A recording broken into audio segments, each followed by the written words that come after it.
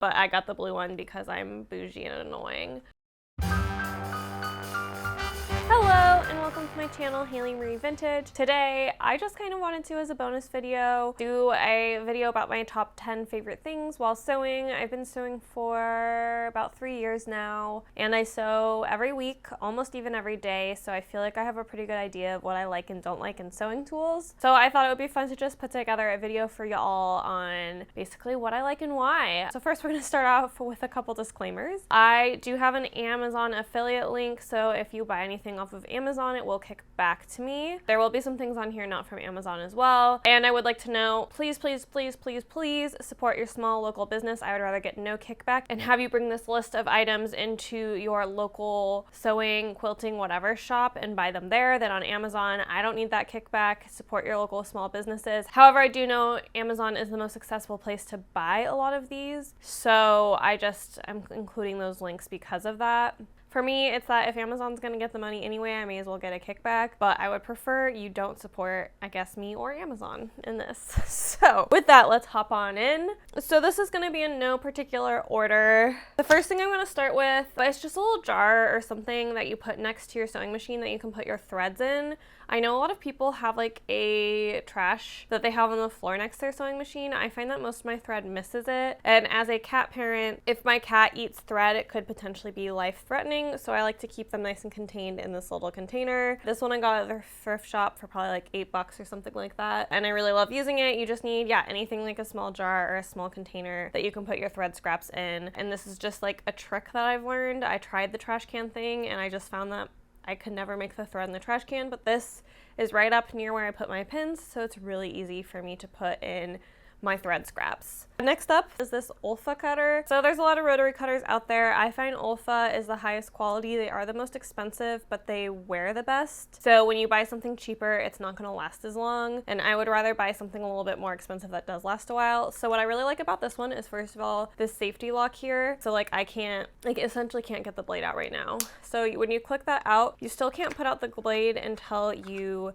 clamp on this. And this is more ergonomically friendly than the ones that push out the front. And I like it because pretty much only while you're cutting the blades out, the second you take your hand off the lever, the blade goes back in. So that's why I really like it, and it causes less hand pain for me than those others. And yeah, I like that the blade is only exposed when you are actively cutting. I think I was paid the extra money to buy it in blue. It also comes in their classic yellow color that I hate, but I got the blue one because I'm bougie and annoying. And then I also only replace this with Olfa blades. Again, they're more expensive, however they last a lot longer. I guess we'll stay on the topic of sharp things. This is my favorite pair of sewing scissors I've ever bought. Disclaimer, they are $80. These are really expensive shears. However, if I had just bought these the first time I needed a pair of sewing shears, I would have saved myself a whole lot of money. I tried 3 or 4 different pairs of shears that were all between $20 and $50, and none of them worked that well. This one cuts like butter.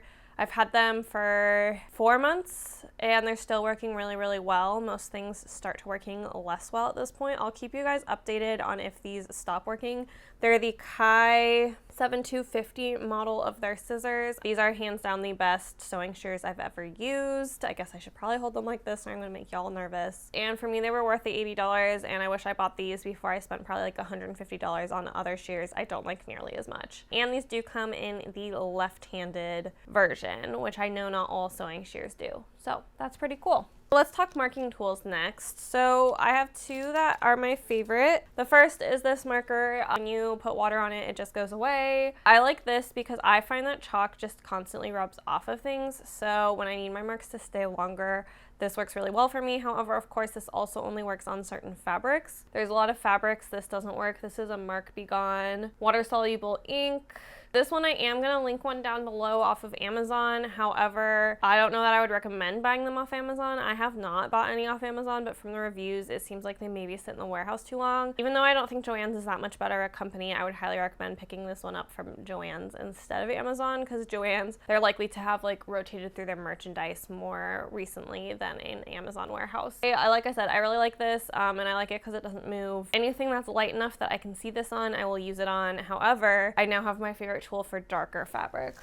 So for darker fabrics, it's this little clover Choco liner is I think what it's called. They come in all sorts of colors. I have a pink one and a gray one, and I really like these because they have this little wheel on the end that like grips your fabric when you draw with it. So if you're working with something slippery or stretchy, it makes a better line than just a plain, oh, I'm like sprinkling chalk everywhere, hold up, than just a plain pencil. So I just prefer these. These are more expensive, but then you can also buy refills. And this have last longer than any of my pencils. I've never refilled this one, and I've used it for as long as I sewed, and I've gone through quite a few chalk pencils. And yeah, this one just has the benefit of it doesn't skip, and it's easier to get like a precise marking with. However, it's a good precise like line marker. It is not a good dot marker, but this is what I use on anything that is too dark for me to use that Mark Be Gone pen. We are halfway through. So next up is a turn tool. I thought these were kind of silly, but I use my turn tool all the time. Anytime I turn something, this helps me get in the corners. Yes, you can use your scissors, but your chances of poking all the way through is way higher than using one of these. And then I also like this edge here. It's like not that sharp. And this is, by the way, is a clover turn guy, but this edge here that's like more round really helps push out seams like on curves and things like that. I really like this one. I do also have a stiletto one I use. That one is in my Amazon sewing favorites, but I've come to like this one better because with the stiletto I do sometimes poke all the way through, and I think like the tool other end like this works really well for curves as well. Like I just think this is a more multi-use tool, so that is why I like it. And it just also like fits in my hand better and is a little less pain inducing,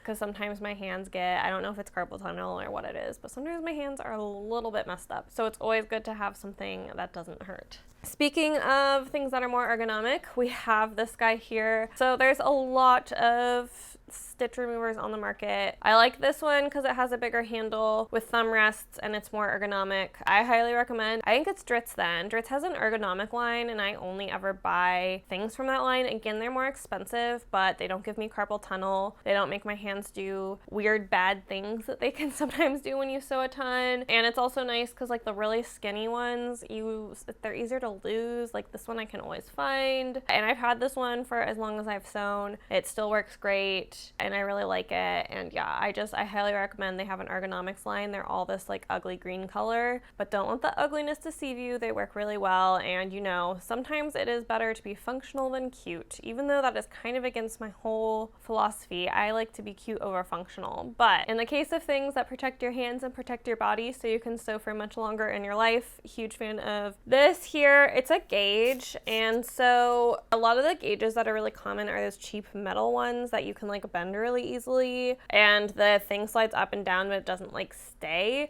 I like this one because there's this orange button and you can move it up or down. Once you release the orange button, it doesn't move anymore and it's secure, as opposed to the gauge. I feel like it would slowly get smaller and smaller or bigger and bigger. I don't think this exact one is available, which is a Fiskars, but I will have one linked that's similar to it that has this button and it's just higher quality. I also like that with those little metal gauges, they're like not even as wide as this part, and that's all you have to mark with. I like that you can mark a longer line with this one, and you have also a longer line on the bottom to measure with. So overall, I would just recommend to upgrade your gauge. You'll be really happy you did so. I always had this gauge, but the few times I've been unable to have this gauge and I've only had like the cheap metal ones, they've driven me up a wall. So highly recommend this for just easier, more mindless gauge use. We're getting to my last few things, which are some of my more recent purchases. So first it's a very specific set of pattern weights. They're not particularly cute again. I like these curves. They're really nice when you put them in like an arm.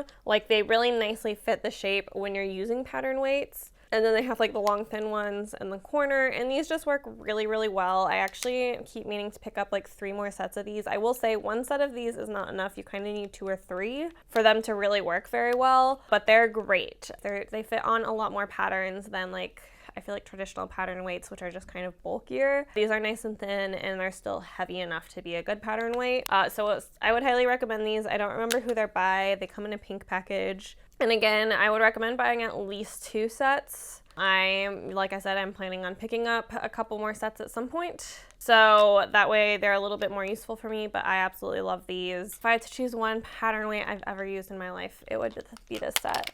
And then last, but certainly not least, oh goodness, I have very specifically this magnetic pin cushion. So this magnetic pin cushion is awesome. So it is magnetic, so if you have like a magnetic cabinet, you can stick it to it and it will stick vertically. I think it'll anchor to your sewing machine if your sewing machine is metal enough. It's just really great. And then what I love the most about it is, hopefully it's not so far away you can't see this. When you put your pins down, it flares them out, so then they're really easy to grab as you're working with them, as opposed to other pin things where you kind of have to like dig in there. These are just really easy, and honestly, I love just like doing this. It is really fun for me. But yeah, this is just really, really, really useful. And I will also link, these are my favorite pins to use. They're long, thin, very skinny quilters pins. They don't leave much of a mark, and they're extra long, and they have glass heads. I'll link these too. These are an extra bonus on my favorite list. However, this pin cushion is absolutely a must-have. It is hands down the best pin cushion I've ever had or worked with, and I've had quite a few. I would probably, if I could, I would have like 4 of these that are around my sewing room and the different places I could use a pin cushion. I'm somebody who wants to use what I already own too, so I do have, I think, 2 or 3 other pin cushions that I use, but this is the one that I'm constantly carrying around with me. I saw it when I was doing my sewing retreat this year. I saw a bunch of the women there using it, and I had to pick one up myself, and I am really, really, really happy I did, because it is a hands down like one of the weirdest but best improvements to my sewing process this year. But yeah, that's the last one. I'm hoping this video was useful for some of you. I know it's like not the most exciting video. I always am interested what other sewists use as their tools, and so I think it's always fun to share what I use for my tools. And like, I feel like because I'm not neurotypical, there's just certain things that I'm picky or weird about, and so it might help you because I am so picky and weird about it. I would truly want the best of the best, and especially since I have some weird hand issues. Thanks for sticking with me, and of course, if you are going to buy off Amazon, please use my link below. But again, go and support your small businesses instead. A lot of times these businesses can do stuff like order this stuff for you. I hope you are enjoying your holiday season, and I will see you on Friday for my regularly scheduled video. Bye!